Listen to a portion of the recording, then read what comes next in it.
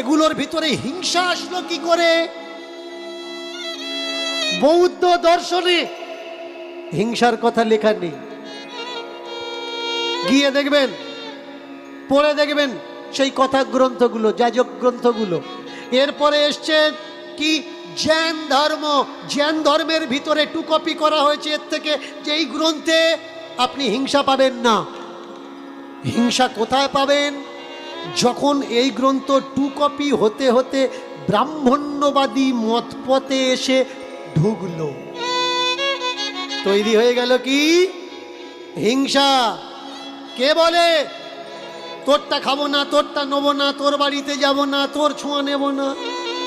ছোঁয়াছুতের বিমারি কারা এনেছে আমাদের এই ভারতবর্ষে? আমাদের এই ভারতবর্ষে ছোঁয়াছুতের বিমারি ছিল না। স্টোন ইনস্ক্রিপশন পড়ে দেখবেন অশোকা, সেখানে একটা চাষি